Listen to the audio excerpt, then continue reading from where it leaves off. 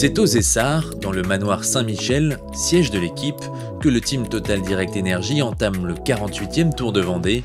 Un rendez-vous à domicile, forcément incontournable. C'est un peu spécial, c'est sûr que ça change des autres courses. Là on est vraiment à la maison, on dort au manoir, on mange bien, tous les voyants sont ouverts, donc pressé d'être au départ. Ouais. Normalement il devrait faire beau en plus, donc ça va être une bonne journée. En effet, pour les 3 Vendéens présents ce matin, Fabien Grelier, Brian Nolot et Mathieu Burgodeau, cette course a une saveur particulière. C'est le deuxième championnat du monde, mais celui-là il compte vraiment. non, mais ouais, forcément c'est course à domicile, donc voilà, ça arrive qu'une fois dans l'année et sur nos routes d'entraînement, ouais, c'est important. Et puis il y a toujours du public, et la famille, les amis qui sont là, donc on a envie de se faire plaisir et leur faire plaisir aussi. Cette année, le parcours de 199 km entre Challans et La Roche-sur-Yon s'effectuera sur des routes que Brian connaît par cœur. Le départ, c'est ma belle famille. Après, on arrive sur La Roche où j'ai fait mes études, où j'étais au pôle. Donc, il n'y a aucune route qui sont inconnues. Donc, ça va être top de faire ce circuit-là. Connaître les routes, un avantage dont l'équipe compte bien tirer parti. Niki a d'ailleurs ramené un accessoire pour immortaliser sa possible victoire. Oui, avec caméra classique. Ah yeah, of course. If it's a good memory, but we will see today.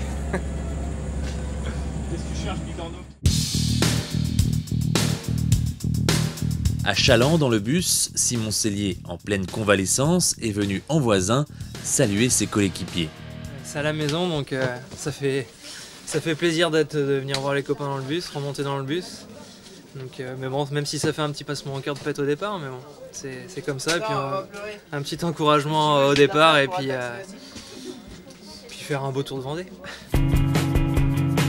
Et pour faire un beau tour de Vendée, la stratégie repose sur les 4 coureurs les mieux classés en termes de points UCI.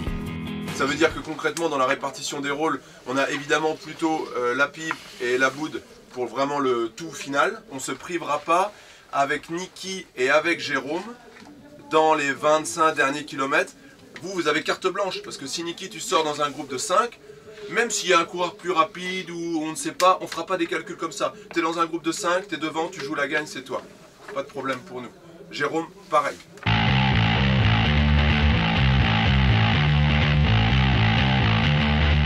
Jérôme porte aujourd'hui le dossard numéro 13, mais visiblement le couze est plutôt du genre superstitieux. Parle-moi pas de ça, je me suis cassé 2 clavicules cette année, ça me fait pas rigoler. Non mais c'est vrai en plus. Salut, tu vas bien? Et toi? Ça va.